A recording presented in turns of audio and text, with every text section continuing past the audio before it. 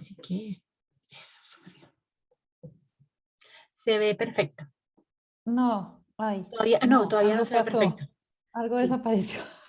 En un momento voy a cerrar todo porque es que, ¿sabes qué? Que le dio por actualizarse al Zoom y Está medio loco.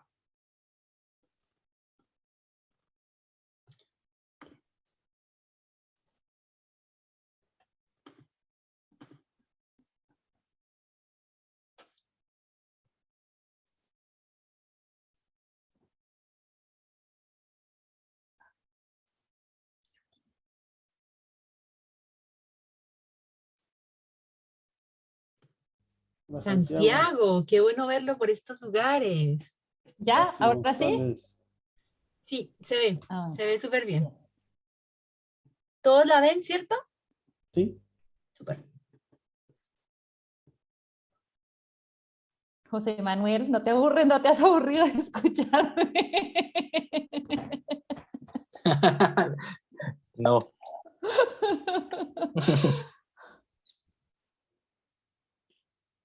Lo que pasa es que uno siempre, por ejemplo, la clase pasada, Ujú. que hablamos, cuando hablaste de los grupos económicos y de las estructuras organizacionales, es algo que yo no había mencionado del todo en la tesis. Ajá. Y, por ejemplo, a mí me ha servido. Entonces, siempre que veo algo, siempre me ha servido. Bueno, muy bien. Me alegra escuchar eso. Cada vez que Parte del uno... el proceso de entrenamiento. Eso significa que hablé de forma diferente en la clase. ¿Sí?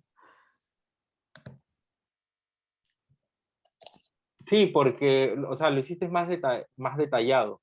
Bueno, tenías más tiempo, ¿no? No tenías el tiempo que siempre te dan en una charla, ¿no? Sí.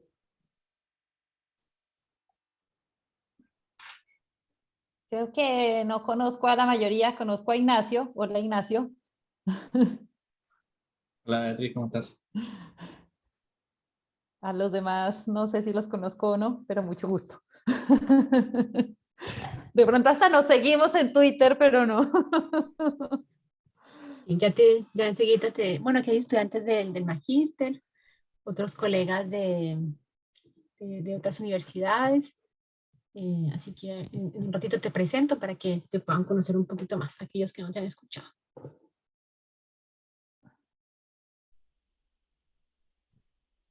los chilenos No, solíamos ser puntuales antes. sí, empezamos a las 7:05, son las 7:02, 19:02. ¿Ya? Sí, ¿Parece? tú eres la jefa para este evento. Ay, no, qué susto. Ya, esperemos un segundito y ya empezamos. Claro. Jefa, si me emociono mucho y empiezo a hablar muy rápido, me dices, bueno, me Sí, haces no, alguna señal.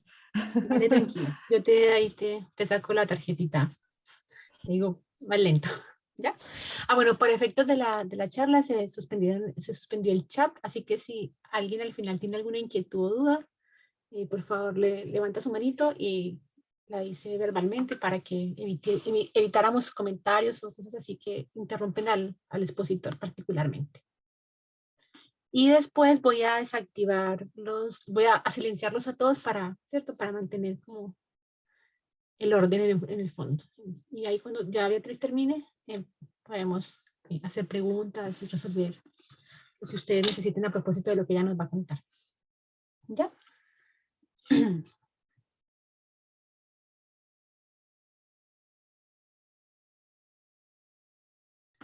Beatriz, pero ¿y cómo te ha ido en Perú? Cuéntanos un poquito, ¿todo bien? Todo supremamente bien, vivo muy feliz. Ay, qué rico. Vivo muy feliz. Lo que pasa es que este ciclo estoy enseñando 3 secciones del mismo curso, generalmente son solo 2 y ha sido un poco más pesado que de costumbre. Y José Manuel, le hablo del curso porque es que José Manuel se está entrenando para ser profesor el próximo ciclo, entonces lo estoy entrenando. Muy bien. Bueno, así se empieza siempre. ¿Ya? Entonces, bueno, como para hacer honor al tiempo, entonces vamos a empezar. Voy a presentarles a Beatriz. Discúlpeme, pero es que tengo efecto de la vacuna, de la cuarta dosis, así que estoy como recién reponiéndome. Bueno, un poquito acá y ya. Entonces. Ya, ahora sí.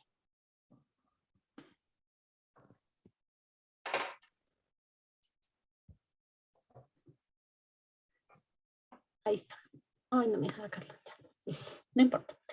Bueno, buenas noches a todos. Les agradecemos la participación en esta conferencia inaugural del Magíster en Historia Económica de la Universidad de Santiago. Nuestra ponente del día de hoy es la profesora Beatriz Rodríguez Atizábal, ¿cierto? Ella es economista de la Universidad de los Andes en Colombia, es maestra en Historia Económica de la London School of Economics y es doctora en Business and Management de Queen Mary University of London.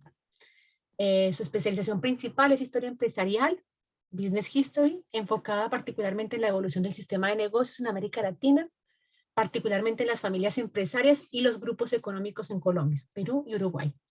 Entre otras publicaciones recientes, es autora de los artículos Entre pequeña empresa familiar y gran familia de empresas, una muestra de los grupos empresariales en América Latina desde la perspectiva de la historia empresarial, que se publicó en la revista Tiempo y Economía. Y otro de sus artículos recientemente publicados es Only One Way to Raise Capital, Colombian Business Groups and the Down of Internal Markets, que se publicó en la Business History, y Pathways from the Globalization, Colombian Business Groups, 1950-1985, publicado en la Journal of Evolutionary Studies in Business, en el 2020, que particularmente está haciendo un trabajo interesante visibilizando la historia empresarial de América Latina a la cabeza de la profesora Paloma Fernández. Así que te damos la bienvenida, Beatriz, a este espacio para que nos cuentes un poco más de historia empresarial, y yo voy a hacer un comentario. Beatriz se considera una daviliana de tomo y lomo en el sentido colombiano, porque fue mucho tiempo ayudante del profesor Dávila, y a quien, por ejemplo, nosotros seguimos de una forma u otra en términos de lo que se hace en historia empresarial. Eso, ya Beatriz, es todo tuyo el micrófono. Y muchas gracias.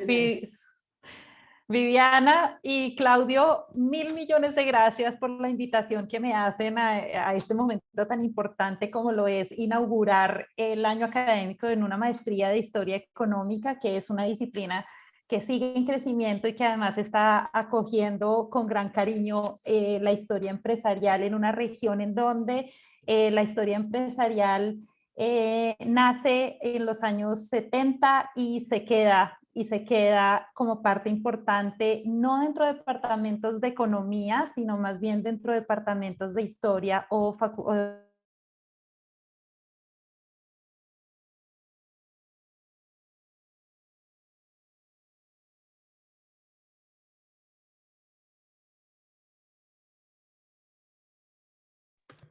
¿Volviste? No te escuchamos. Beatriz. ¿En dónde me quedé? Es que me silenciaron. Perdón, en el 70, en la que apareció en los años 70, perdón. Bueno, que aparece, una disciplina que nace en los años 70 y se consolida durante los años 90, cuando ya la generación pionera y la segunda generación de las que hablaré ahora en un momento, ya se enfocan en hacer trabajos de historia empresarial, sobre todo dentro de facultades de administración y facultades de historia, no dentro de facultades de economía, que es una de las características de la historia empresarial.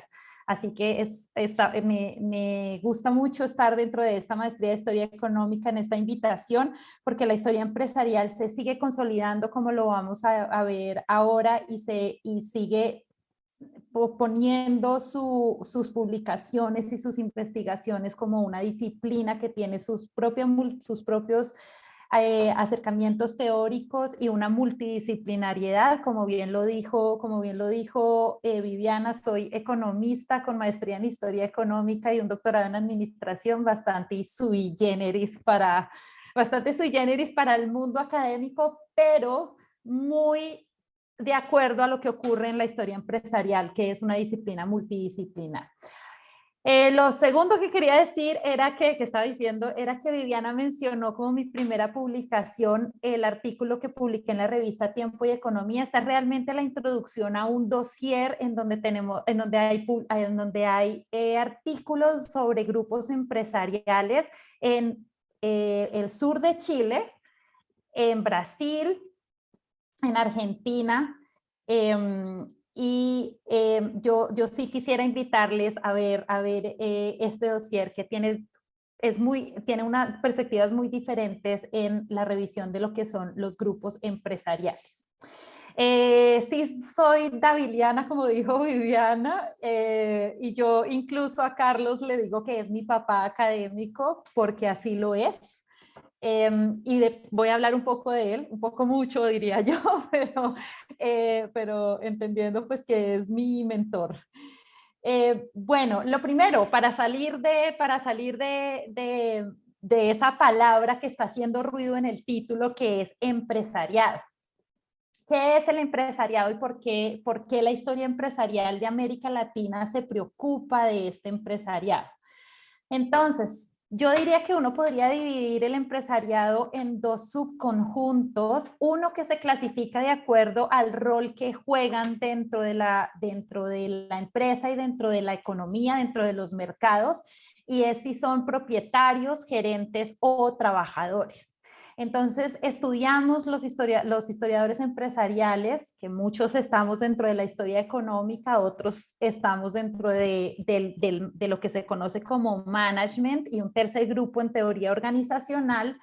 Estudiamos empresarios individuales, familias empresariales, gerentes profesionales, y durante los años 70 y 80 se estudió con muchísimo ahínco a los trabajadores, pero desde los 90 y yo diría que con el arribo del neoliberalismo y la preocupación por el sector privado y porque el sector privado tomara el rol en el papel del desarrollo económico y reemplazara al Estado, nos olvidamos de los trabajadores, cuando en realidad son parte vital de nuestras economías.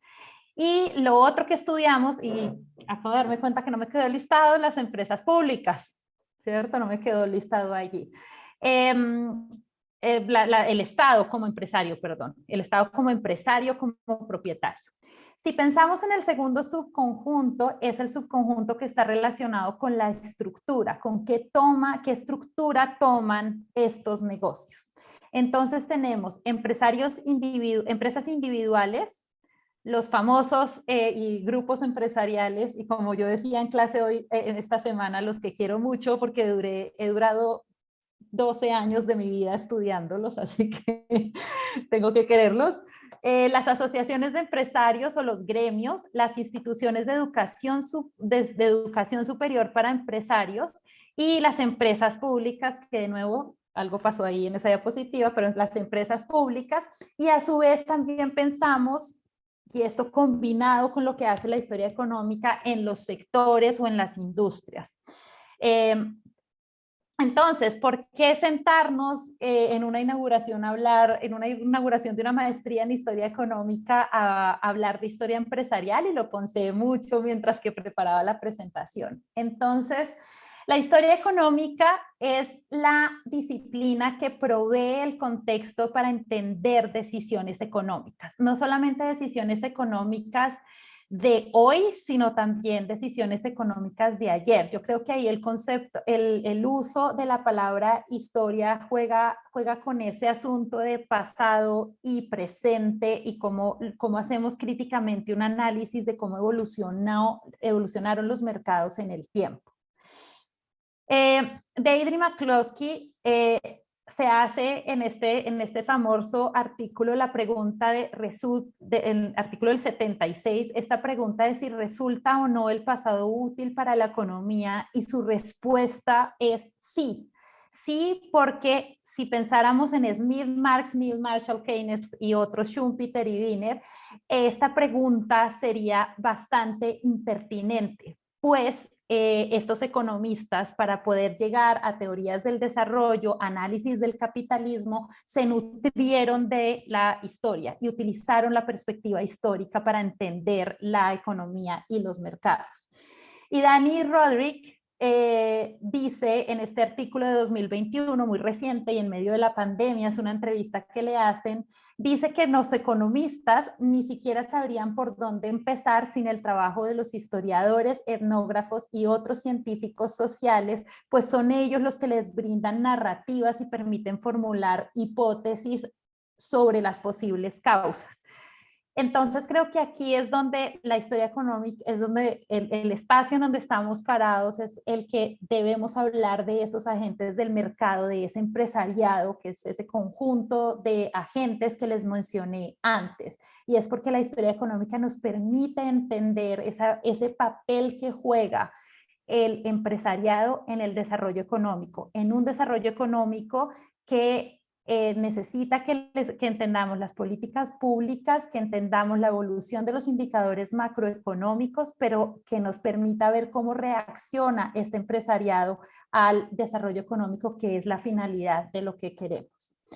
En la historia económica hay grandes asuntos. Este es un trabajo y creo que se ve muy pequeño, pero pues yo con gusto les paso las diapositivas. Este es un trabajo que fue publicado en 2020, en donde los autores hicieron un ejercicio de mirar en los journals más importantes de historia económica e historia empresarial qué temas se han publicado desde 1927 hasta 2017. Es decir, cuáles son las tendencias en los temas que se repiten una y otra vez a lo largo de estos trabajos. Entonces, lo que encuentran es que hay unos trabajos que se preocupan por lo institucional, entendidas lo institucional como la regulación, el papel de la cultura y de la religión y la expansión de los imperios.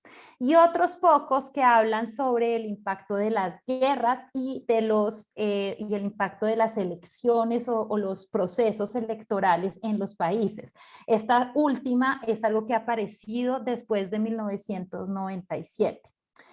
El otro grupo de trabajos es los trabajos que se preocupan por lo macroeconómico, es decir, esas preguntas sobre cómo se da el crecimiento económico de los países, cuáles son las mejores mediciones de crecimiento económico, cómo se relaciona el crecimiento económico con el desarrollo sostenible o con el simple desarrollo económico.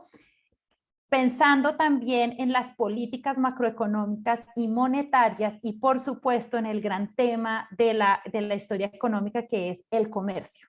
Cómo el comercio y la integración de los mercados han tenido un impacto en el desarrollo global. Otro grupo de trabajos están dentro de lo microeconómico. Y lo microeconómico, entonces, aquí es donde aparecen los trabajos de historia empresarial. Y dentro de los trabajos de historia empresarial y de lo microeconómico aparece entonces la preocupación por el sector agrícola y cómo los recursos naturales, que es la gran pregunta de América Latina y que lo dice Volmer Thomas en su trabajo del 95, es los recursos naturales juegan un papel vital para el desarrollo de las economías latinoamericanas. Entonces, ahí es donde entran estos trabajos. La historia empresarial se suma a esos trabajos estudiando el sector agrícola desde la perspectiva de las innovaciones que se hacen en el sector agrícola y de la forma como los capitales, la acumulación de capitales en la evolución del empresariado de América Latina inicia siempre en el sector agrícola. Por ponerles dos ejemplos, Colombia inicia en el comercio, salta al café y del café salta a la industria. Entonces se involucra un gran tema en la historia económica, el comercio, y otro gran tema que es la agricultura hasta llegar a la industrialización.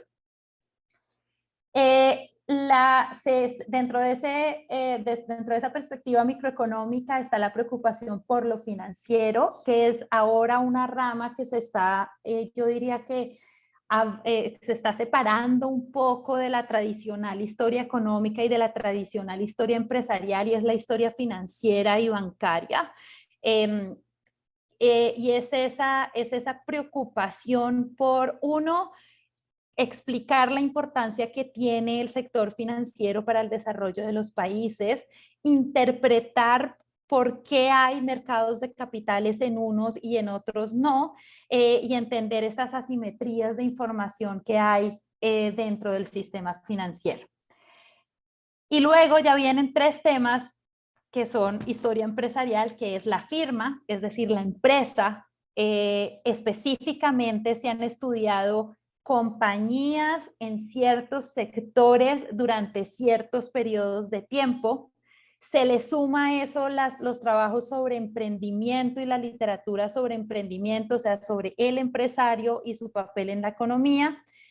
Y las industrias, es decir, los sectores, si hablamos de industria, si hablamos de minería, si hablamos de construcción, entonces se ve como macro, se ve con perspectiva macro en términos de que se estudian como sectores y su impacto en el crecimiento, pero desde la perspectiva de la historia empresarial se empiezan a estudiar los agentes de mercado dentro de industrias específicas. Entonces no es lo mismo hablar de casas comerciales y multinacionales en la explotación del guano y del guano a finales del siglo XIX, casas comerciales, y luego en el siglo XX multinacionales en minería en Perú, que hablar de multinacionales en el sector de servicios públicos que llegaron durante el periodo neoliberal en los años 90, sobre todo multinacionales españolas. Y ahí es donde se empieza a ver cómo la historia empresarial empieza a estudiar actores en sectores específicos, en periodos, y a notar cambios en su relación con los países latinoamericanos.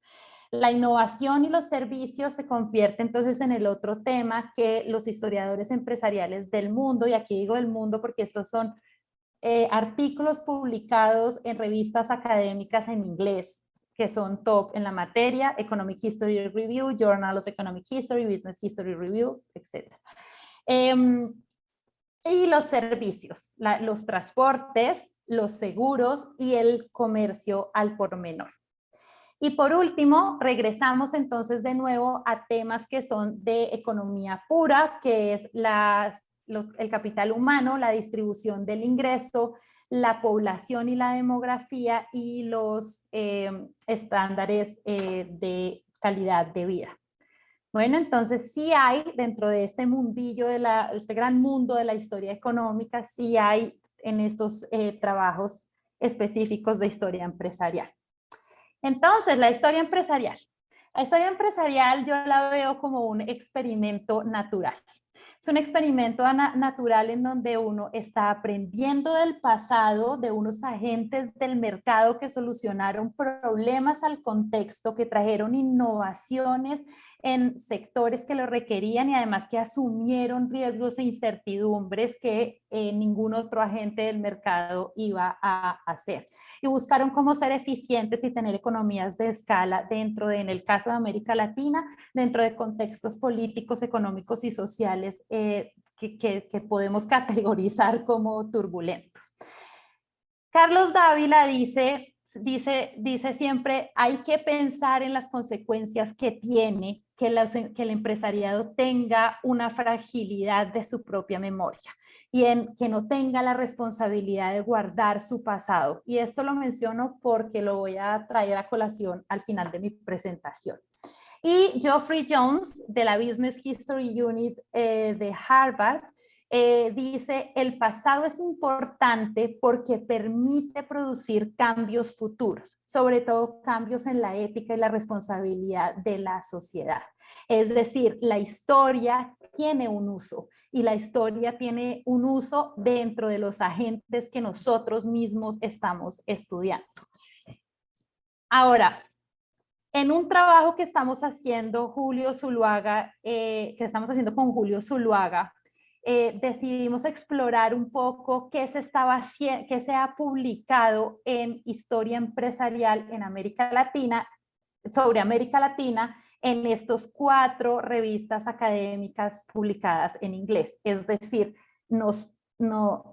inspirados por el trabajo que les mostré antes e inspirados por un artículo reciente que ya les voy a hablar de él sobre la historia alternativa en países emergentes, nos pusimos a preguntarnos qué ha pasado en estas 4 revistas de historia empresarial, solo de historia empresarial. Entonces, para quienes estén haciendo o quieran hacer historia empresarial, estas son las top del top. Estas son las 4 revistas académicas a las que debemos, perdón que entró alguien, a los que debemos buscar todos publicar en algún momento de nuestra carrera académica. Entonces es el Business History Review de Estados Unidos, Business History de Inglaterra, Enterprise and Society de Estados Unidos y Enterprises et Histoire, qué pena por mi francés, de Francia.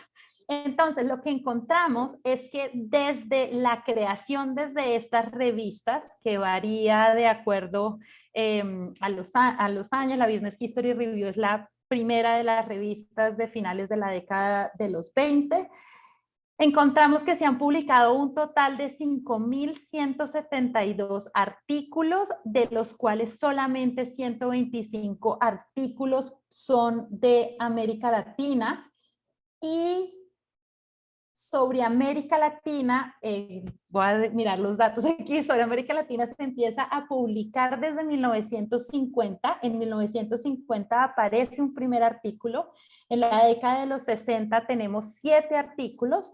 Específicamente en el año 65 hay 7 artículos y luego hay una caída en donde entre el 66 y el 2004 oscila entre 1 y 2 artículos y no en todos los años.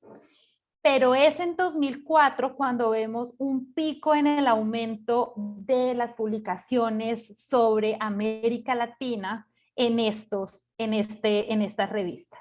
Y sobre América Latina digo que la forma en que lo buscamos utilizando todas las metodologías bibliométricas es que tenía que el artículo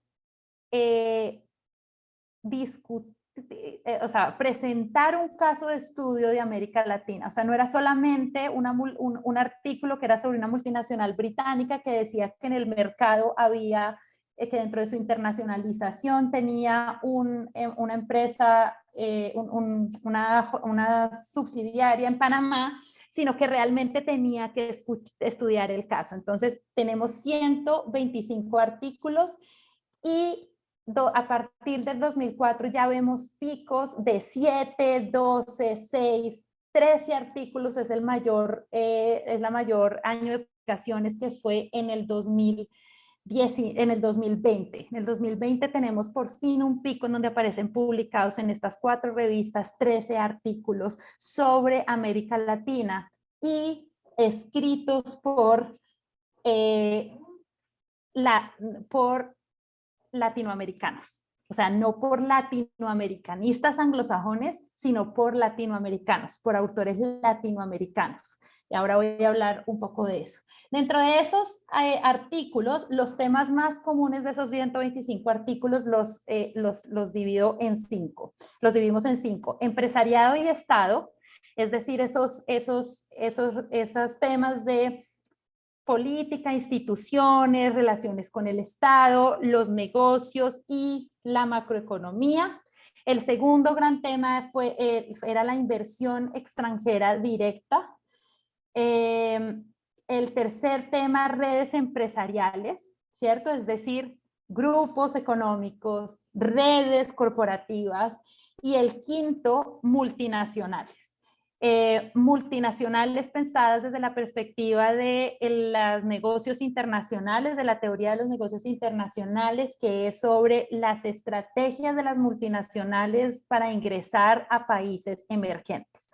Y esos son los temas comunes de esos 120 artículos, y se podría decir que si lo vemos desde la perspectiva del mundo anglosajón, son los temas tradicionales con los que se ha observado regiones emergentes como la nuestra.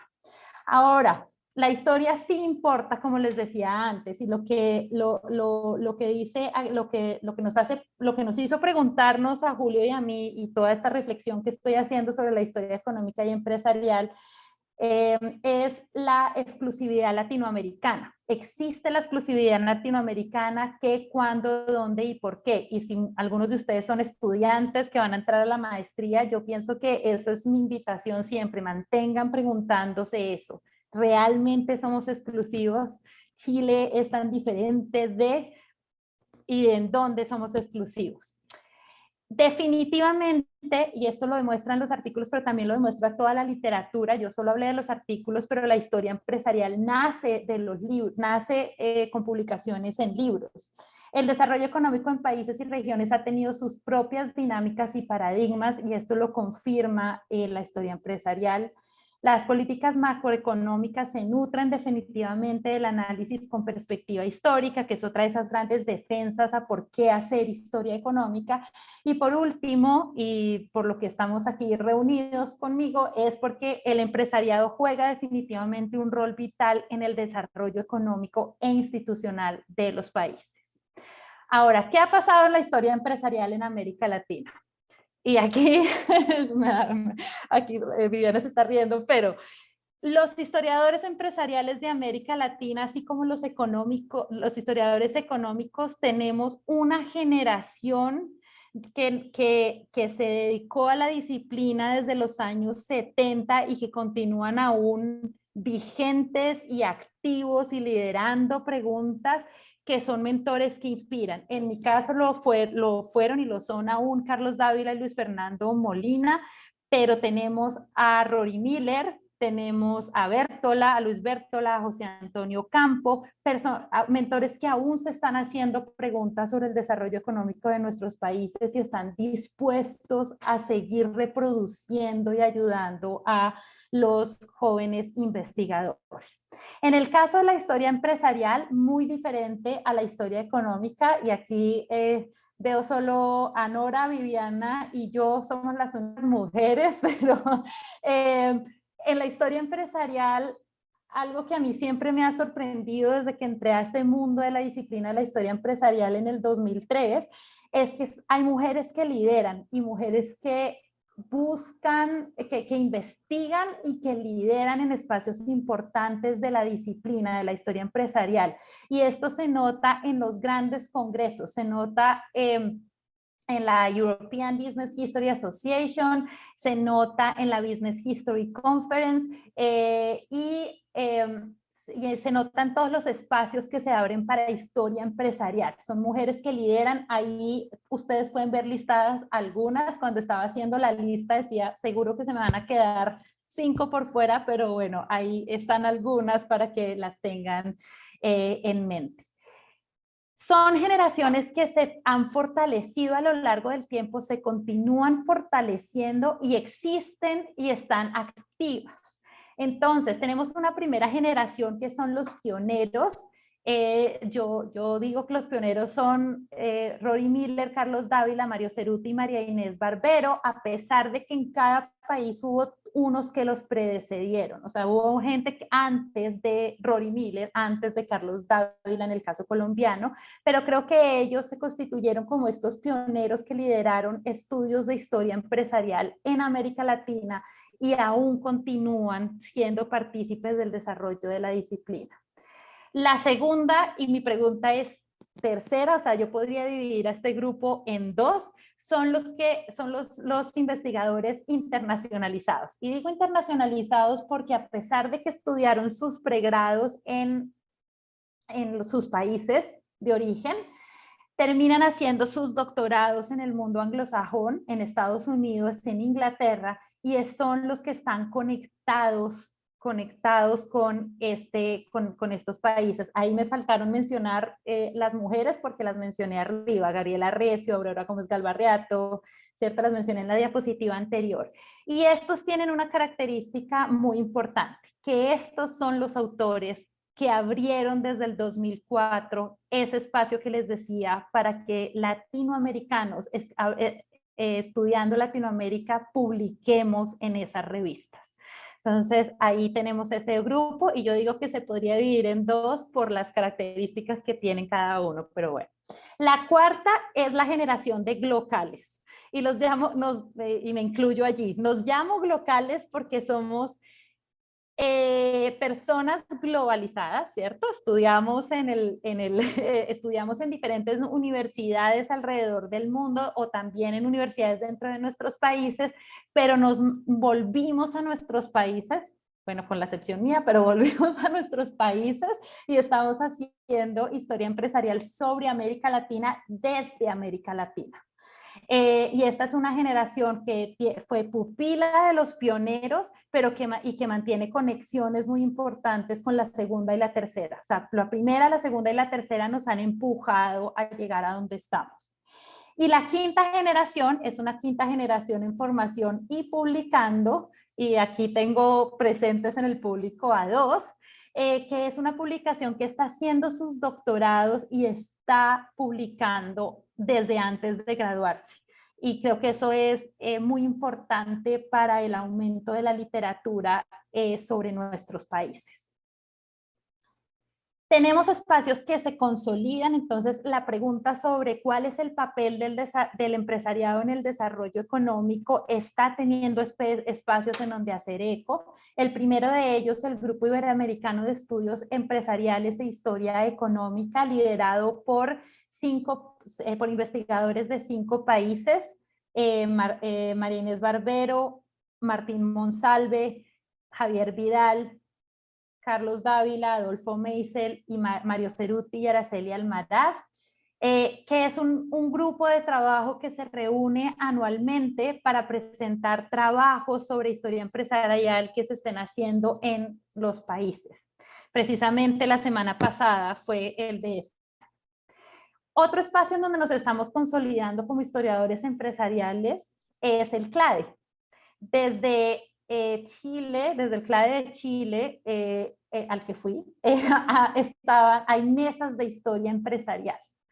Mesas de historia empresarial consolidadas en donde se discuten temas de historia empresarial exclusivamente. Innovación y patentes vistas desde los registros de marca. Familias empresariales, la internacionalización de familias empresariales y la consolidación de grupos económicos multinacionales en América Latina. Es decir, ya hay mesas exclusivamente de temas de historia empresarial. Y algo que pasó este año en el segundo concurso de tesis, se premian tesis que ven problemas de historia económica tradicional pensando en el empresariado. Ejemplo de ello, la tesis de James Torres, que él está mirando el mercado de la plata y cómo se mueven las monedas, pero habla de los comerciantes en uno de sus capítulos. Dice, un momento, mirar a los comerciantes es vital para entender el mercado de la plata. Es decir, trae uno de esos temas de la historia empresarial y se va a la microinformación, al nivel de la información de los comerciantes y de las casas comerciales. Lo mismo ocurre en el caso de la tesis de Ricardo Fernández, que se ganó una mención de honor, no un premio, pero se gana una mención de honor, y también la pregunta que se hace sobre la minería y la plata en México es: ¿cuál es la relación entre las élites y esa producción minera y esa producción de plata, esa producción de moneda y la definición de lo que es moneda? Entonces se pregunta eso desde las élites, ¿cierto? Entonces traemos agentes del mercado, traemos a esos que les decía yo que es la propiedad y el control de la empresa, lo traen a estos grandes problemas de la historia económica latinoamericana. Y por supuesto, y qué pena hablar de mí misma, pero para mí fue un orgullo ser una mención de honor con una tesis que es pura y exclusivamente de historia empresarial, porque yo uso metodologías mixtas y hablo de grupos empresariales desde la perspectiva de historia empresarial. Entonces creo que ese es un avance, es un paso gigantesco para quienes hacemos historia empresarial, ese reconocimiento en ese premio y en esas 2 menciones de honor. sabiendo que son de historia económica, dos de esas que mencioné, y la otra sí es puramente historia empresarial. Lo otro, la Business History Conference, que es la asociación líder de la historia empresarial en el mundo, decide por primera vez en el año 2019 hacer su conferencia anual en un país latinoamericano y lo hace en Cartagena. Y dentro de ese espacio se hace un primer taller sobre América Latina, que se hace en español, un día dedicado a América Latina con trabajos solo sobre América Latina. Luego en 2021, que la conferencia fue igual, se abren por primera vez mesas en español dentro de la conferencia principal. Por favor, imaginen que esta es la conferencia de historiadores de Estados Unidos, bastante mainstream, y hacen por primera vez mesas en español. Permiten que dentro de la gran conferencia se hagan mesas en español. Traen de nuevo la conferencia a América Latina. Este año en México, fue en abril, y por primera vez una presidenta de América Latina. La presidenta de la Business History Conference, de la asociación de 2022 y terminó, o sea, todo 2022, fue Andrea Luch, y además le hacen un reconocimiento a la labor de toda la vida al profesor Carlos Dávila. Y es la primera vez que una asociación en historia económica y en historia empresarial de este tamaño y de esta importancia hace reconocimiento a un profesor de América Latina. ¿Sí? O sea, es un premio inmenso en términos de que lo eligen, y esto no es porque sea mi mentor, o sea, es muy importante para la disciplina, es muy importante para América Latina que hayamos tenido una presidente latinoamericana y que se haya hecho el reconocimiento a la labor de toda una vida a un profesor. Como Carlos, a un profesor latinoamericano, y esto entendiendo que el reconocimiento a la labor de toda una vida se hace por nominación y por elección de un comité externo. Bueno, por otro, se creó el Business History Collective, que el Business History Collective toma la decisión, es creado durante la pandemia, y la decisión que toma es que se haga una versión en inglés que sea para tratar los temas globales y una versión en español que sea exclusivamente para Iberoamérica. Yo entiendo, todos discutimos con este tema para Iberoamérica porque queríamos, incluyendo a la península ibérica. Tuvimos 20 seminarios de trabajos de América Latina que están en desarrollo en historia empresarial. Y por último, se creó recientemente, con su primer evento en noviembre, la Red de Historia Económica Iberoamericana, que también también es para jóvenes investigadores, y estos dos últimos los menciono porque son espacios a donde ustedes pueden unirse y pueden participar de las formas en que quieran, en donde también se habla de historia empresarial e historia económica. 3 publicaciones claves, y esta es de la que les mencionaba antes. La publicación de Garrett Austin, Carlos Dávila y Geoffrey Jones de 2017, que salió un artículo publicado en Business History Review y que ya fue traducido al español. Hay muchas otras publicaciones, yo solo elegí 3 para poder concentrarme, pero esta porque es clave, porque abre la pregunta de: necesitamos una historia alternativa de América Latina y de los países emergentes, es decir, América Latina como región emergente. Necesitamos una historia alternativa.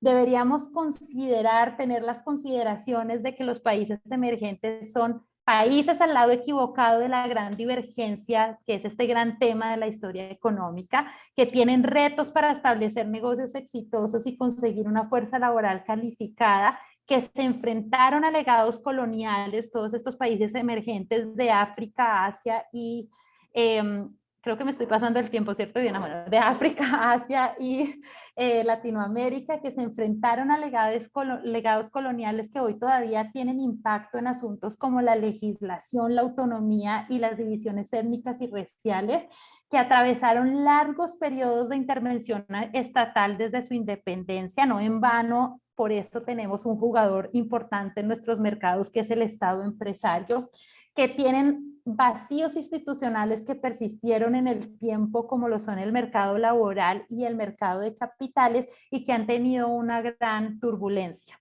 Entonces, lo que se preguntan estos autores es: ¿tendrían los países emergentes un potencial para construir su propia narrativa y esto podría ser una historia empresarial alternativa? La segunda publicación, que creo que ha sido muy importante en este año, ¿cierto? Estoy hablando de este año porque salió en febrero del 2021, es este libro de Historia Empresarial en América Latina, Temas, Debates y Problemas, que es una edición de Andrea Luch, Martín Monsalve y Marcelo Buccelli, que tiene un total de 13 capítulos, 6 capítulos que son sobre países: Chile, Perú, Argentina, Brasil, México y Colombia, y 7 capítulos que son sobre grandes temas que se deben discutir en la historia empresarial. Y aquí entonces los voy a nombrar: negocios, sostenibilidad y negocios verdes. Es decir, conectar nuestros trabajos en historia empresarial sobre el desarrollo sostenible, el ecoturismo y todo lo que se considera verde. El impacto que ha tenido el conflicto, la criminalidad y la violencia en nuestros mercados y en nuestros agentes económicos, es decir, las economías ilegales, cómo se han relacionado con la economía legal y cómo en contextos de criminalidad y violencia el empresariado reacciona. Los grupos empresariales reaccionan de una forma a ese contexto.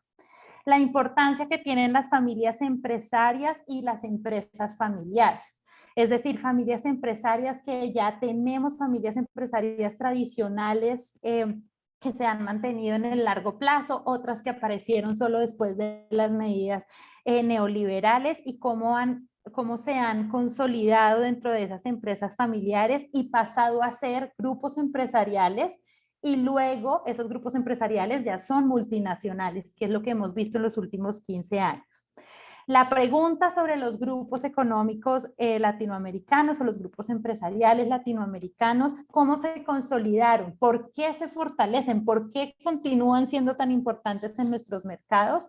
Las multinacionales, que es un tema tradicional de la historia empresarial, como les mostré en las diapositivas anteriores, pero que ahora tiene un twist, y es que tenemos empresas multinacionales de América Latina, es decir, que nacen en América Latina y ahora están conquistando mercados internacionales.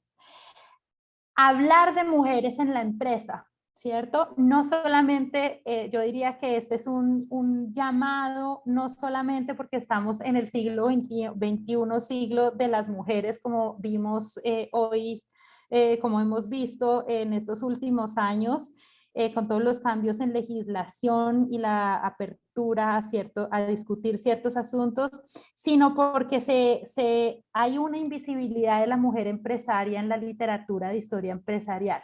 Son muy pocos los trabajos que hablan de la mujer empresaria o de la mujer esposa de empresario y cuál es su rol dentro de la empresa. Ahora se me viene a la cabeza el ejemplo de la esposa de un empresario del Valle del Cauca en Colombia, de Ernesto Mejía, que cuando los historiadores que hicieron el libro sobre la investigación sobre esta empresa Baterías MAC, hacen un capítulo sobre las mujeres y encuentran que la esposa se convirtió en parte vital de la administración de la empresa. Entonces, preguntarnos, bueno, si la mujer no era empresaria, ¿qué otro rol jugaba dentro de las empresas? ¿Qué papeles jugaba? Contadora, administradora, secretaria, todera, etcétera. Y por último, el transporte, porque el transporte sigue siendo un tema de discusión vital para los historiadores empresariales. La siguiente publicación clave, y aquí la elegí porque estamos en Chile, la publicación clave son estas dos, los libros de empresas y empresarios en la historia de Chile, y el libro de Historia Económica de Chile desde la independencia. Y yo le sumaría a esto el trabajo de Christian Ducoin y José Pérez Cajías sobre The Divergence of Natural Resources, porque a pesar de que ellos no están haciéndolo desde la perspectiva de historia empresarial, sí ambos plantean que hay que empezar a estudiar las empresas mineras y las cadenas de valor que tienen las empresas mineras y cómo se relacionan con el contexto político. Y ellos allí, ellos son los editores de ese libro, pero tuvieron la intención de que en cada capítulo los autores reflexionaran un poco sobre el sector privado y sobre la empresa estatal, o sea, que se hicieran preguntas. Y hay muchos asuntos en ese libro por descubrir para hacer historia empresarial, no solamente de Chile, sino de los países, de todos los países latinoamericanos, donde los recursos naturales, específicamente los mineros, son vitales para las economías. Ahora, ¿qué falta por hacer y hay que darle continuidad? Bueno, entonces, continuidad sí a los temas que les mencioné hace un momento. De todos esos temas, de las multinacionales, de los grupos, de las mujeres, hay mucho por estudiar todavía.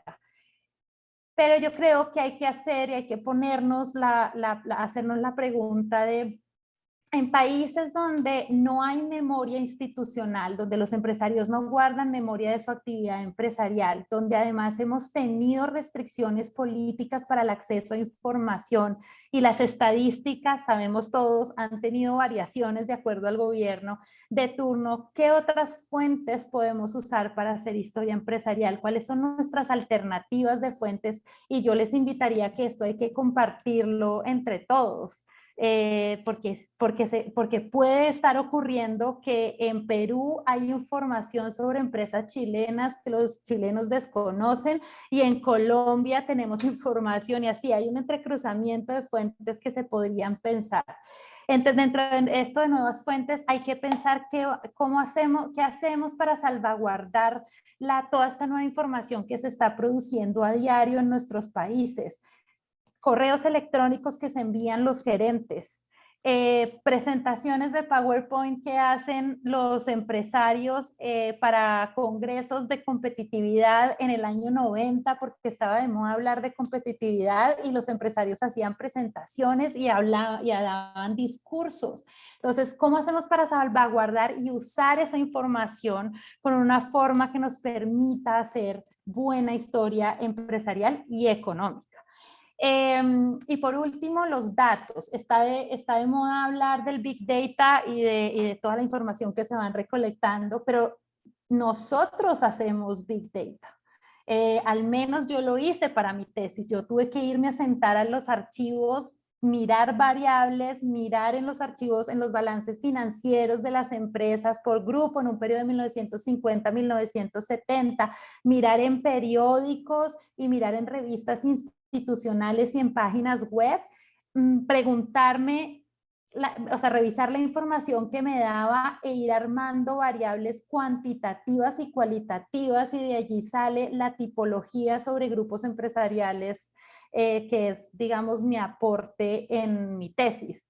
Y yo creo que todos como los quienes son historiadores de nacimiento, los que somos historiadores tardíos porque nos especializamos en historia, yo sí creo que tenemos allí que preguntarnos, nosotros como historiadores empresariales y económicos hacemos Big Data y hacemos trabajo de pensar en variables, recolectar información para esas variables y analizar esas variables. Entonces, ¿cómo vamos a dialogar entre todos con ello?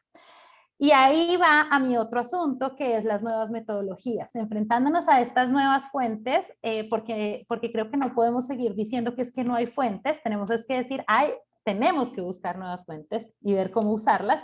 Estas nuevas metodologías, hay muchos trabajos ahora, la historia empresarial está tendiendo hacia el análisis de redes para entender las élites económicas, pero ya no sencillamente con la historia de las familias empresarias tradicionales y sus empresas, sino también mirar cómo se relacionaban entre ellas. Incluso hay análisis de redes de historia empresarial que están haciendo cómo la cohesión de capital se hace a través de matrimonios entre familias nacionales, cómo decisiones de juntas directivas están entrelazadas o no con el devenir político de nuestros países. Esa sería, digamos, una metodología para considerar.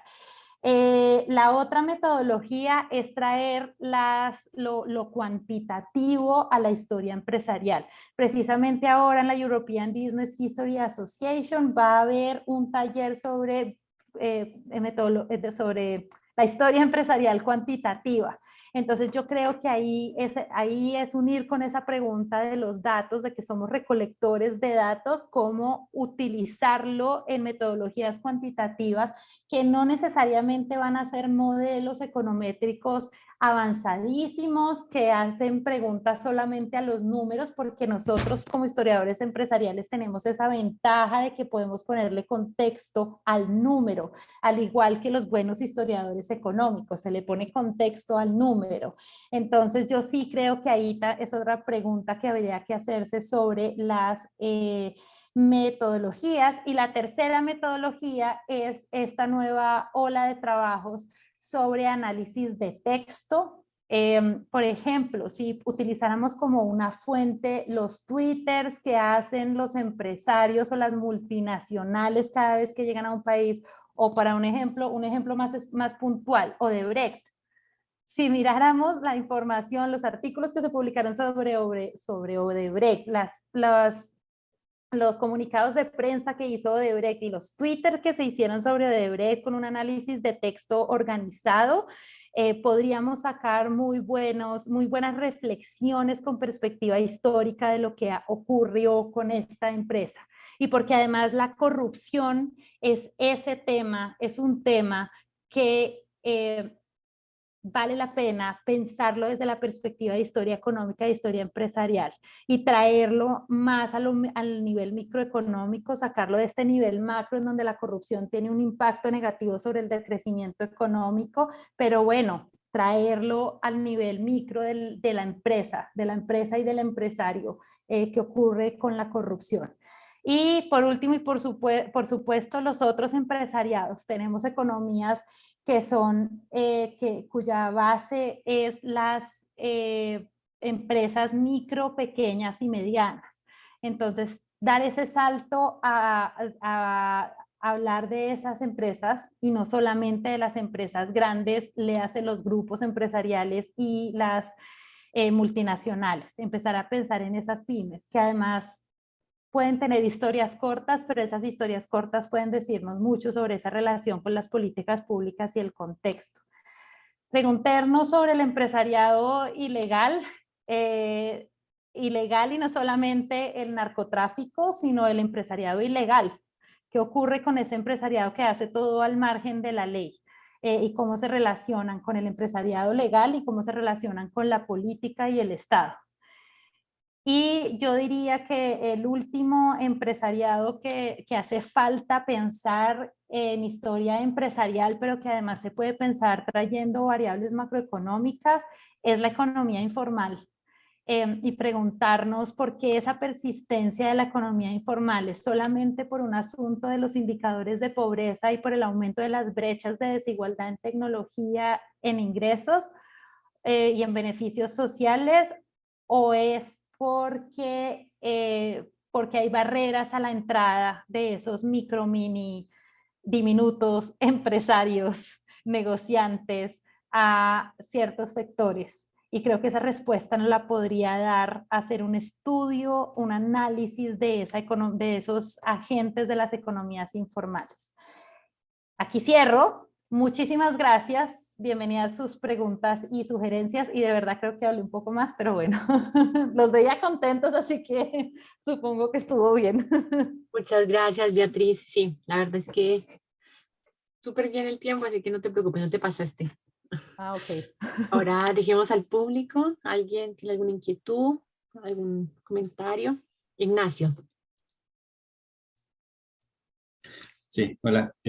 Muchas gracias, Beatriz. Qué clarificadora la charla. Es impresionante, porque a mí me pasa mucho, porque estoy en proceso de formación, que a veces se me cruzan los cables entre historia económica e historia empresarial. Y yo creo que, bueno, una de las preguntas que te quería hacer es, y pensando en que estamos formando aquí historiadores económicos que se pueden dedicar a historia económica o empresarial, es qué tipo de preguntas se hacen las personas que hacen historia empresarial, pensando en que tenemos aquí alumnos presentes que pueden querer hacer su tesis en eso. Y lo otro, otra pregunta es sobre el espacio de las MIPYMES en la historia empresarial de América Latina, porque en la sección del empresariado no las vi identificadas. No sé si entra en ellas, si quizás no la mencionaste, pero me parece relevante dado que están estas multinacionales, los grandes grupos económicos, pero en porcentaje de población que contratan ellos es muy baja. La MIPYME sigue liderando la mayoría de la contratación. Y estoy viendo mis notas, perdón. Y lo otro, un poquito de autopromoción también, es que van a salir dos publicaciones relacionadas con este ámbito. Una es el manual de emprendimiento editado por Araceli Almaraz y Oscar Montiel, donde yo colaboro. Ese va a salir ahora a fines de junio. Y lo otro que está en proceso de edición ya, el trabajo de Bernardita Escobar con Manuel Llorca sobre liderazgo empresarial femenino en la historia económica de Chile.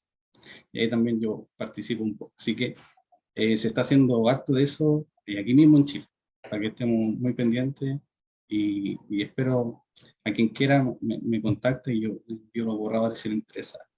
Eso. Muchas gracias.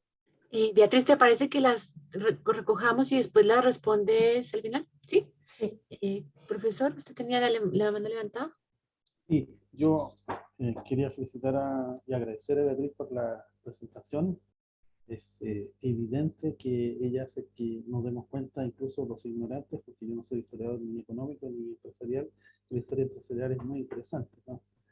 Y también quería preguntarle si puede ser útil en el sentido de ejercer una función crítica de las sociedades en las que nosotros vivimos en América Latina, donde hay mucha corrupción, donde hay connivencia entre el empresariado y el Estado, etcétera. Y si es así, si eso también contribuye a quitarle a la historia empresarial la mala fama que se le ha pegado eh, por estudiar empresarios, ¿no?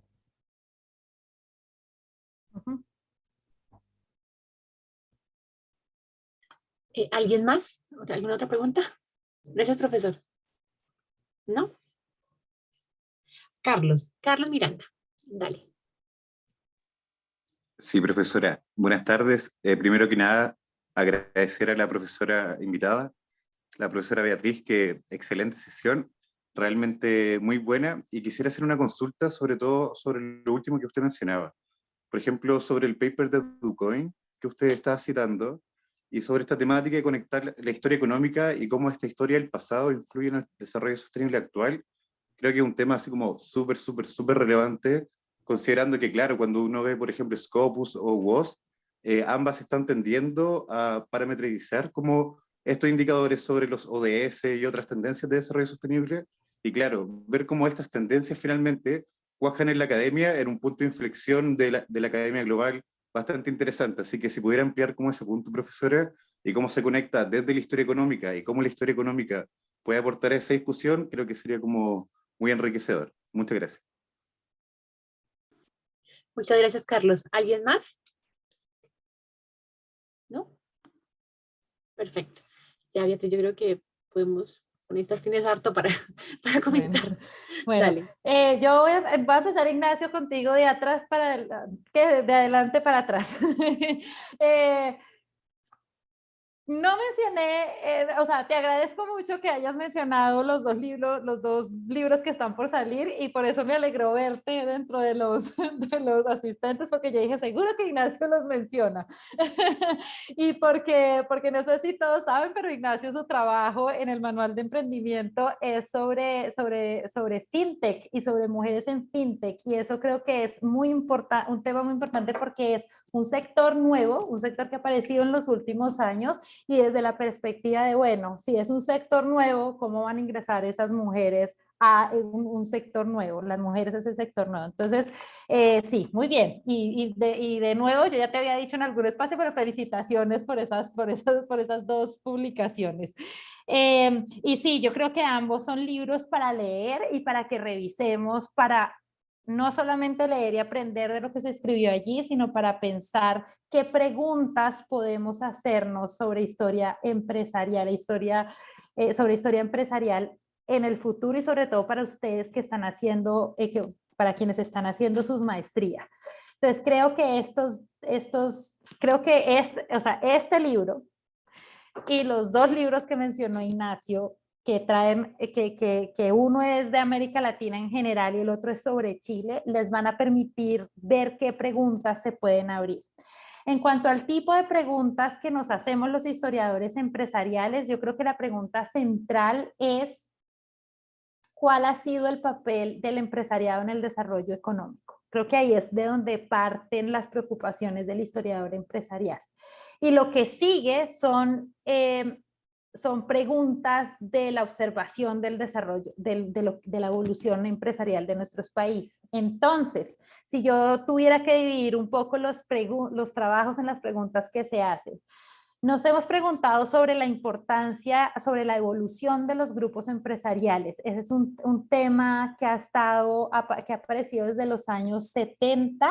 En los años 70, primero por sociología económica, y desde los 90 se transformó a otras preguntas, a cómo se forman, cuál es la estructura organizacional que toman, por qué existen grupos empresariales y no grandes corporaciones. El segundo tema es los empresarios como actores centrales, y tal vez aquí Claudio responda un poco, los empresarios como actores centrales, porque en quienes hacemos historia empresarial y tal vez, digamos, ese es el pecado, el pecado del que hablaba Claudio, sí vemos el empresario como un actor importante y entonces queremos entender esa figura y se perfila el empresario. Se estudia la biografía del empresario y se entiende cómo se relaciona con el contexto, cómo funda la empresa, cómo se relaciona con su familia. Y aquí tenemos a José Manuel que está haciendo su tesis sobre eso. Así que es ese perfil del empresario y creo que ese es otro punto, otra línea de investigación que en América Latina ha sido muy importante en cuanto a la historia empresarial y la pregunta es, ¿quién es y qué ha hecho ese empresario? Otra pregunta es todo lo relacionado con el rol de los inmigrantes en nuestras economías emergentes y sobre todo durante la primera globalización. ¿Cuál ha sido el rol de los inmigrantes y cómo se convirtieron en élites empresariales? Ese sería el tercero. Y el cuarto es cómo el empresariado ha respondido a la fragilidad institucional. Entonces salió el libro de ay, se me olvidó el apellido, de Buccelli José Manuel, ayúdame, Dictatorship. Monsalve. No. Dictatorship in Big Business and Dictatorship. El último libro, ya. Ahorita lo mando por el link. Basualdo, sí. Sí, perdón, se me olvidó. En donde lo que se preguntan ahí es, en contextos de dictadura en América Latina, ¿cuál fue la reacción de los grupos empresariales y del empresariado en estos países? Y esta ha sido una tendencia que no solamente es de hoy, es una preocupación también que han tenido los historiadores empresariales desde los años 70. Y yo aquí quisiera hacer una aclaración. Yo me llamo a mí misma historiadora empresarial, pero eso no es común que los historiadores empresariales se llamen historiadores económicos, porque muchos se llaman sociólogos económicos, otros se llaman economistas y otros se llaman historiadores económicos. Entonces, sí, digamos que por eso esa confusión, Ignacio, que te genera en la vida, esa pregunta de ¿soy historiador económico o soy historiador empresarial? Persiste alrededor del mundo, incluso en Inglaterra. Entonces yo diría que esos son los temas y las preguntas que se han hecho, y otro tema que lo mencioné es la empresa pública. La empresa pública, cómo nace, se desarrolla y tiene funciones económicas. Entonces esas diría yo son las preguntas que se han hecho los historiadores empresariales latinoamericanos o los que hacen historia empresarial en América Latina. Y la última la pregunta que me hiciste fue el espacio de las MIPYMES. Yo en esa diapositiva que me di cuenta que me comía las empresas públicas, en esa diapositiva donde dije empresa individual o familiar, ahí es donde categorizo yo a las MIPYMES, porque ahí yo lo estoy diciendo es como por estructura organizacional, ¿cierto? Y no lo estoy diciendo por el tamaño de la empresa, sino por estructura organizacional. Entonces, como la empresa individual tiene su propia personería jurídica y inicia como un negocio micro, crece y se vuelve pequeña, sigue creciendo y se vuelve mediana, y sigue creciendo y se vuelve grande, o nace mediana y se vuelve grande, ¿cierto? Entonces yo ahí no estoy categorizando por el tamaño de la empresa, que es esa categoría de MIPYMES, sino estoy categorizando por la estructura organizacional. Entonces a eso es lo que yo digo, las MIPYMES entrarían dentro de empresa individual o empresa familiar. Los grupos empresariales son una estructura organizacional diferente porque son un conjunto de empresas, y las multinacionales es otra estructura organizacional porque es una empresa que tiene un headquarter y tiene subsidiarias alrededor del mundo, ¿cierto? Entonces son estructuras organizacionales diferentes, y ahí me la juego con la tradicional teoría chandleriana de que hay estrategia y hay estructura. Veo que tienes la mano levantada, no sé si es contrapregunta o comentario. Sí, ese es un comentario. Me queda claro, pero en lo que voy yo es, bueno, sin ser un experto, pareciera que no despierta tanto interés comparado con, no sé, la familia, el grupo económico. Y lo digo porque en Europa uno puede ver journals dedicados solo a MIPYMES. Solo a eso. Entonces, quería saber, como tú te dedicas a esto, estás especializado, ¿qué tanto arrastre, qué tanta convocatoria traen las MIPYMES desde la academia? Yo creo, sí, yo tengo una respuesta a eso, pero la voy a, o sea,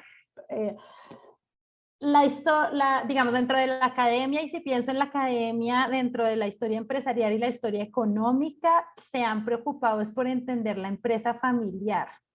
Entonces, se vende la pyme dentro de la empresa familiar. Sin embargo, acaba de salir en el Journal of Evolutionary Studies of Business un número especial solo sobre MIPYMES. Y dentro del dossier que yo edité, qué feo hablar de uno mismo, pero es que me acabo de acordar, dentro del dossier que yo edité de grupos empresariales, hay un grupo empresarial de los que se presentan allí que todas sus empresas son pequeñas, ni siquiera alcanzan el tamaño de grandes. Entonces, yo sí creo que se está abriendo espacio para las MIPYMES, para hablar de MIPYMES. Por ejemplo, en Argentina se están haciendo trabajos sobre las MIPYMES con perspectiva histórica, porque ese es el punto, ¿no? Es con perspectiva histórica, porque todos los trabajos que hay en la literatura de MIPYMES tienden a ser muy puntuales, actuales, ¿cierto? Y haciéndose preguntas de estrategia de hoy. Pero en Argentina se están haciendo ya trabajos con perspectiva histórica, incluso en el World Economic History Conference se va a presentar uno. Salió este número especial de MIPYMES en el Journal of Evolutionary Studies of Business, que además tiene una excelente introducción por María Inés Barbero y Javier Vidal. María Inés siendo una de las primeras investigadoras que habló de MIPYMES y que empezó a estudiar MIPYMES en Argentina en los años 80. Tiene una excelente introducción que les invito a ver si se quieren hacer preguntas. Y si quieren hacer preguntas de MIPYMES.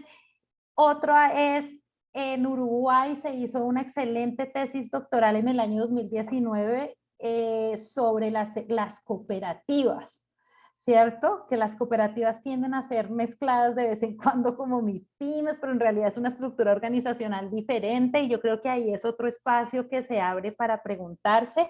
Y en mi investigación, en mi preocupación sobre los grupos empresariales, yo insisto cada vez que presento mi trabajo y que hablo sobre hacer la tipología, de replicar la tipología en Chile, en otros países de América Latina, Chile, Perú, Uruguay, que es lo que estoy haciendo con mi coautor uruguayo, es que los grupos empresariales no todos son grandes. Hay grupos empresariales pequeños y medianos. Y no todos los grupos grandes, todas sus empresas afiliadas son grandes, ¿cierto?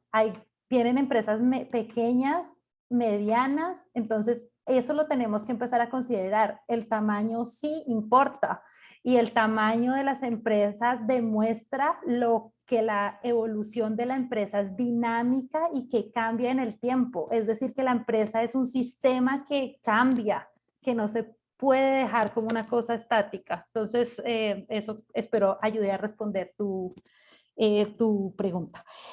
Claudio,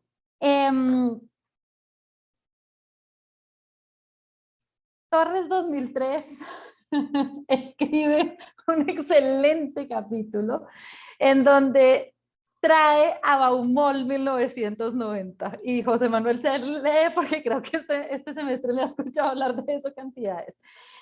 Pero durante los años 70 a principios de los 90 y ya finales de los 80, el empresariado se vio como una figura negativa, era el villano de los mercados en América Latina y no se hablaba de empresarios, ni se hablaba del empresariado y si se hablaba de la empresa era una cosa misteriosa y oscura y esto además lo vivencié mucho porque yo lo que hice fue revisar artículos de prensa. Y yo vi como del 50 a mediados del 60, al menos en Colombia, se hablaba muy bien del empresariado. Luego del 65 a finales del 80 era una cosa oscura, no se podía hablar de ellos. Y luego en el 90 aparecen revistas especializadas en hablar de economía y negocios y periódicos especializados. Y esto no solo ocurre en Colombia, sino que ocurre en todos los países de América Latina. Aparecen periódicos y revistas especializados en economía y negocios y esto es, cambiamos el tono, no solamente como académicos, sino como sociedad, cambiamos el tono a el empresario héroe. Sí, el empresario que todo lo puede, los presidentes de los gobiernos decían sí al sector privado, sí el sector privado puede llevar el desarrollo, o sea, es decir, es dentro de todo este neoliberalismo en el que nos envolvimos como región. La historia empresarial sí puede contribuir a quitar esa, o sea, a tener una función crítica porque es que la perspectiva histórica te deja ver, te deja identificar que el empresario como es dinámico y que la empresa como es dinámica no siempre tiene un comportamiento igual y por eso yo me refería a la historia empresarial como un experimento natural. O sea, el empresario no siempre va a usar la misma estrategia si hay una crisis financiera. Y si tú lo ves a lo largo del tiempo, si tú ves cómo el empresario X reaccionó a la crisis de la deuda en 1980 y luego a finales de los 90 tuvo que reaccionar a la crisis del tequila, ahí vas a identificar que tiene diferentes estrategias y que esas diferentes estrategias tienen impacto sobre el desarrollo económico. Entonces ahí es cuando tú puedes empezar a pensar, a traer a Baumol y yo quisiera que todos los historiadores empresariales empezáramos a hacernos preguntas sobre Baumol, sobre esto de que lo empresariado tiene funciones productivas, destructivas e improductivas. O sea, no es solamente la innovación schumpeteriana, que es lo que estudiamos la mayoría, ¿cierto? No solamente, bueno, estudian la mayoría, porque las innovaciones, las 5 innovaciones schumpeterianas, entre esas yo estudio la innovación de la estructura organizacional, que es el grupo empresarial, sino que también Odebrecht, cuando fue fundada, voy a poner un ejemplo, Odebrecht cuando fue fundada tenía funciones productivas porque daba empleo, hacía inversiones y atraía tecnología. pero en los últimos 20 años Odebrecht está teniendo una función destructiva, ¿cierto? Porque tomó dineros del Estado y no culminó la infraestructura, o sea, malas inversiones, y tiene una función improductiva, porque le dieron concesiones, el Estado le dio concesiones y lo que hizo fue generar un juego de suma cero. Entonces, si uno ve la historia, si uno realmente se hace preguntas sobre la evolución histórica y las dinámicas que tiene el empresario y la empresa, y le ata esto de que el empresario en diferentes momentos, el empresario y la empresa en diferentes momentos de su actividad, y va a tener diferentes impactos y que un impacto va a ser que un impacto va a tener mayor peso que el otro, allí es donde vamos a poder ver que no solamente que el empresario no es solamente el gran héroe que debemos canonizar, sino que tenemos una variedad de comportamientos. Incluso eso se ata, perdóname bien, a la discusión, a la discusión sobre las votaciones, las elecciones en Colombia del domingo. Es un candidato empresario que sorprendió al país. Qué tan bueno o malo sea lo que ha hecho como empresario, pues eso sería algo que hay que medir. Dale, Viviana. No, precisamente de lo que estabas hablando, de la invitación, porque aquí hay varios estudiantes de historia empresarial del electivo, y ahí hemos trabajado un poco el tema de Bauman al principio, ¿cierto? Ellos lo vieron, lo han visto al principio, y es importante recalcar el tema de ir a la evidencia, que para eso estamos hablando desde la historia, y que muchas de las historias que tenemos de, por ejemplo, los grupos empresariales o diferentes empresarios, se hace de una sola mirada y no se hace una contrastación de fuentes. Entonces, por eso, muy relevante, yo hablo como historiadora, porque la gente se queda en el detalle del éxito, o principalmente del éxito. Y a propósito de lo que me dijo Carlos Saavedra, que está por ahí, hace un par de semanas, me decía, ¿por qué no estudian los fracasos? Y precisamente ahí podría entrar esto de las funciones de Baumol. Pero insisto que hay que hablar a la evidencia, buscar, hay fuentes, y creo que ahí hay un gran desafío para darle una vuelta de tuerca a la historia empresarial que se ha hecho en Chile, que si la comparamos con el resto de América Latina, apenas está empezando. ¿Cierto? Entonces creo que ahí hay un tema bien importante que hay que rescatar. Eso. Bueno, y lo de Colombia, hay que ver hay que analizar a don Rodolfo. Bueno, pero los fracasos sí es otro punto importante. Las funciones de Baumol se pueden ver en éxitos y fracasos, y como digo, a lo largo del tiempo, que digamos que es la pata teórica que nos haría falta para cambiar esa percepción de que solo hablamos de los empresarios héroes. Sí, que en realidad creo que eso ha cambiado mucho en los últimos 15 años. Los nuevos trabajos que están saliendo no hablan tanto del empresario como héroe.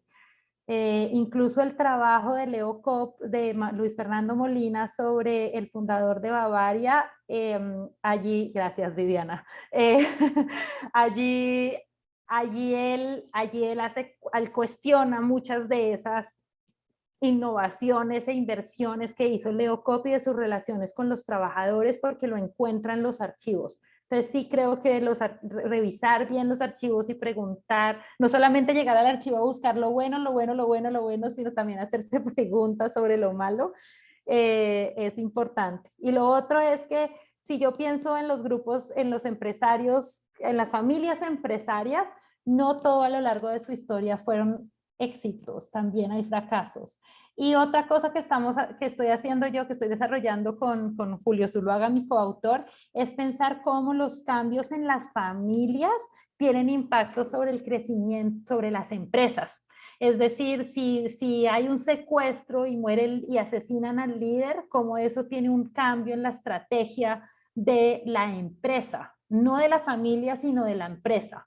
Si hay una celebración de los 100 años de la empresa y 5 años antes empiezan a pensar la celebración y hablan de los trabajadores, pero están en medio de una huelga, la celebración se hace en medio de una huelga, eso no es eso no es un empresario héroe, es un empresario que tiene que lidiar con un contexto en donde el comunismo está llegando a la región y en donde el sindicato de trabajadores quiere más beneficios. Entonces no es solamente tener hacer el acto de caridad de entregarles en una rifa una casa, sino que además tiene que sentarse a negociar.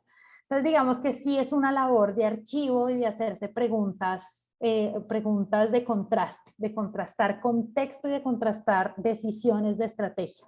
Y en cuanto a Carlos, el de DuCoin, solo para aclararte, es el libro, con muchísimo gusto, si me dices, te lo paso, si me envías un correo. El desarrollo sostenible, lo que plantea Geoffrey Jones en el capítulo del libro es que los negocios sostenibles o los negocios verdes se deben pensar por cada periodo de la historia económica de Latinoamérica, periodos los que señalan Bertola y Ocampo. Porque hay que pensar, por ejemplo, en una multinacional como la United Fruit Company o Chiquita Brands llegando a los países del Caribe a hacer explotación bananera y qué impacto tiene eso hoy en el medio ambiente, o sea, hasta hoy en el medio ambiente, o sea, es un impacto de largo plazo que además no tuvo la política pública que se necesita. Entonces, la historia, y eso por mencionar un ejemplo. Hoy, el ecoturismo, se habla muchísimo de ecoturismo y precisamente acaba de salir también un libro en español sobre las políticas para la promoción del turismo en Machu Picchu, es decir, cómo Machu Picchu llega a ser el lugar turístico que es hoy. Y allí el autor, Mark Rice, discute, pero es que no es un turismo verde. O sea, nunca nació con la idea de ser un turismo verde. El turismo es una industria que por naturaleza no es verde, porque uno necesita llegar al lugar en un avión, necesita subirse en un carro, o sea, por definición no es verde. Entonces, digamos que esas son las preguntas que se puede hacer la historia empresarial sobre los negocios sostenibles. Es ¿cómo ha cambiado la legislación? ¿Qué significaba sostenible en 1950 y qué implicaciones tiene eso en 1950 a hoy que estamos hablando de esto? Y hay otros, los objetivos de desarrollo sostenible dentro de los 17 puntos. Está, por ejemplo, pesca. La sostenibilidad de la pesca, está la sostenibilidad del uso del agua y el desarrollo de energías sostenibles, solamente para mencionar 3 que se me vienen ahora a la mente. Todos esos son sectores en los que han convivido la empresa pública, la empresa privada y inversionistas individuales. Y yo creo que explorar esas relaciones que se dieron, y cuando hablo de relaciones es las negociaciones que hicieron, los acuerdos que firmaron, las inversiones que hicieron, el empleo que generaron, yo creo que nos ayudaría a resolver preguntas para los objetivos del desarrollo sostenible. No siendo nosotros futurólogos, yo siempre insisto en eso, los historiadores económicos empresariales no somos futurólogos, pero sí podemos tener una visión crítica de lo que significó hacer una hidroeléctrica en 1960, lo que significa hacer una hidroeléctrica hoy y cómo han cambiado las tecnologías. O la energía sostenible. Otro asunto que tienen los objetivos de desarrollo sostenible, que es el que me pica a mí constantemente, es el asunto de la desigualdad. ¿Cierto? Tenemos la brecha de ingreso, la brecha de tecnología y la brecha de educación y la brecha de género. Pero cómo el empresariado de nuestros países ha tenido un impacto sobre esas brechas, y ese impacto ha sido positivo o negativo, y si ha sido ambos, ¿cuál ha sido más fuerte? ¿El positivo o el negativo? Yo, por ejemplo, constantemente me pregunto, tengo unas ideas, así que si alguien quiere unirse a mis preguntas, ¿cuál es el impacto de los grupos empresariales en la desigualdad? porque se habla de que son grandes empleadores, se habla de que pagan los salarios más altos del mercado, se habla de que son casi que universidades corporativas porque mueven mercados internos de capital, de recursos y gerenciales, pero hay concentración de propiedad, ¿cierto? O sea, llevamos a esta desigualdad de ingreso o del Piketty, 1% de la población tiene el 46% de la riqueza, ¿cierto? Mantienen esta concentración de propiedad y no tienen, y mantienen monopolios. Los grupos empresariales en Colombia, el sector financiero es un oligopolio de 6 grandes grupos que además 2 ya se internacionalizaron a Centroamérica y monopolizaron, o duopolizaron, perdón, el sistema financiero de Centroamérica. Si pensamos en el sector cervecero, Bavaria fue un monopolio. Incluso durante los años 80 y principios de los 90, hicieron lobby para que no se le pusiera impuesto a la cerveza, ¿cierto?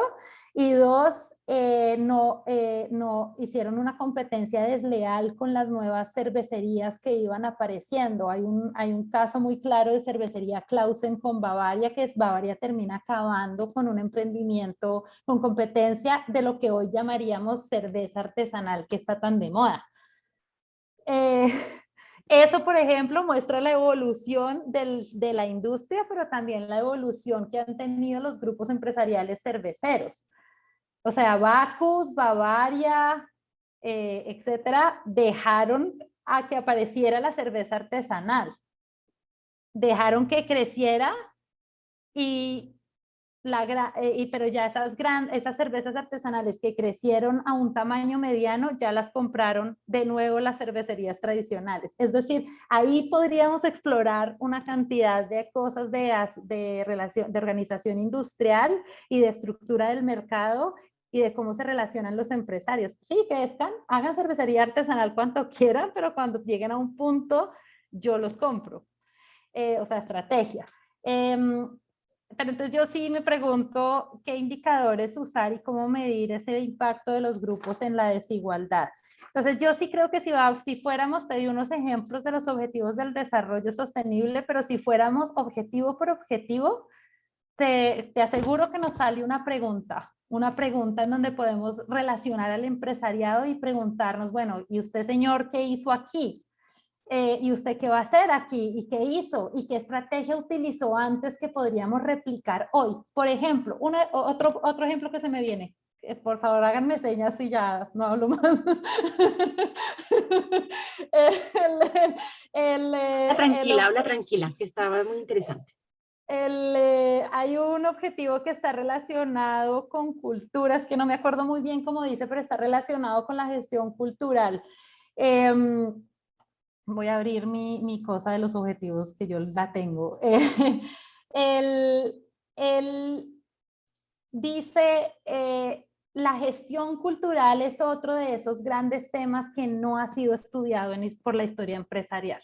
Hasta ahora, y el CED, el Centro de Estudios Económicos de Argentina, el CED, acaba de hacer la semana pasada una segunda jornada sobre sobre cultura, sobre economía y cultura, y se presentaron trabajos que están viendo desde la perspectiva de historia empresarial la gestión cultural.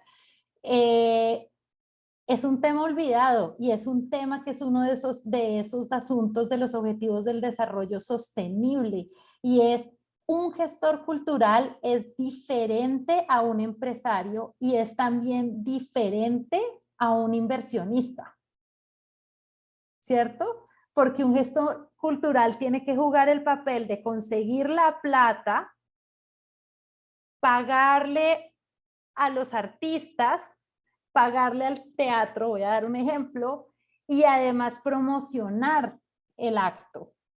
Entonces, un gestor cultural es una figura muy diferente y muy intermedia entre inversionista y empresario, y nosotros tenemos que estudiarlos mucho más, porque además la cultura ha sido financiada por empresarios en nuestros países. Los teatros fueron construidos por empresarios, el cine lo trajeron empresarios, pero eso no significa que sea su negocio principal. La música es parte de lo que llaman responsabilidad social ahora, pero era parte de la filantropía de los grandes empresarios de nuestros países, financiar la sinfónica o traer traer grandes artistas de ópera del exterior. Entonces, digamos, ese es otro sector que yo digo hace parte de los objetivos del desarrollo sostenible y que tenemos muchas preguntas que hacer sobre la gestión cultural, muchísimas. O sea, yo acabo de decir algunas, pero hay cantidad de preguntas porque no es solamente el Estado el que se preocupa por la cultura y hay que medir ese impacto. Sabes que yo pensando en eso, Beatriz, discúlpame, como a propósito del trabajo de la profesora Paloma, sobre el tema de la salud, del tema de los empresarios de la salud, de todo esto de los hospitales privados, de los laboratorios, que también hace parte de los indicadores de desarrollo sostenible. También habría que ver ahí qué redes, cómo nosotros que estamos en Chile, en un país donde la salud es un poquito costosa, hay unas relaciones bien interesantes por ahí, también valdría la pena como empezar a mirar. Así que hay muchas preguntas desde esa mirada. Sí, lo de la salud es un tema que se está desarrollando ahora en historia empresarial y yo sí creo que valdría la pena, y el trabajo de Paloma es fantástico porque ella está haciendo conteo de camas disponibles. ¿Quiénes fueron los primeros médicos que hablaron de administración hospitalaria? O sea, es fantástico por eso. Y yo podría seguir, ya que acabo de abrir mi listado de los objetivos del desarrollo sostenible, podría decir, en serio, les podría dar uno para cada uno, pero creo que el tiempo se agota. Bueno, lo podemos dejar para otra ocasión y enfocarnos entre historia empresarial y desarrollo sostenible, ¿cierto? Que es un tema que a Carlos está bien metido en eso, ¿cierto? Profesor. Bueno, perdón, como director del programa, quiero decir que estoy contentísimo de que Beatriz nos haya dado esta charla. Creo que de ahora en adelante vamos a recordar este día y vamos a decir, por aquí pasó Beatriz Rodríguez Elizábal. Y espero que en el futuro pueda venir, ojalá, por ejemplo, para dar un curso con Viviana, ¿no es cierto? Y hacer ahí empresas juntas, las dos, sería ideal, así que te extiendo esa invitación y agradezco a todos que asistieron. Muchos tienen sus compromisos laborales, entonces no es fácil. Creo que ha valido pero muchísimo la pena y realmente admiro tu energía y tu generosidad, Beatriz, para compartir lo que sabes. Así que muchísimas gracias. Bueno, no, a ti, Claudio y Viviana, muchas gracias por la invitación, de verdad que lo disfruté mucho y claro que sí, tomo la palabra, cuando me quieran invitar, soy materia disponible. Y Ignacio, mil gracias por intervenir. Bueno, mucho gusto. Beatriz, muchísimas gracias y esperamos, bueno, ahí voy a ver qué podemos armar más adelante para el curso de Historia Empresarial y que puedas participar y como siempre te digo, muchas gracias por tu energía, pero principalmente por tu generosidad, porque en estas épocas cuesta mucho encontrar personas tan generosas con todo lo que saben.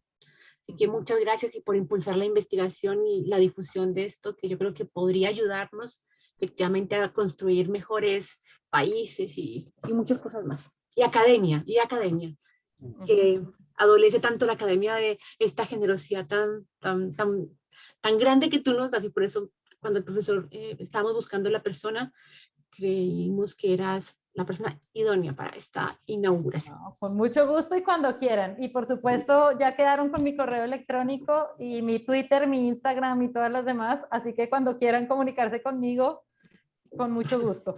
¿Nos podrías compartir la presentación después? Yo se las envío a los participantes, si la pueden tener, ¿te parece? Sí, ya te la envío. Ya. Muchas gracias, buenas noches y a todos los participantes por estar aquí. Espero que haya sido productivo. Nos vemos en otra instancia. Que estén muy bien. Chao, chao. Adiós, adiós. Gracias.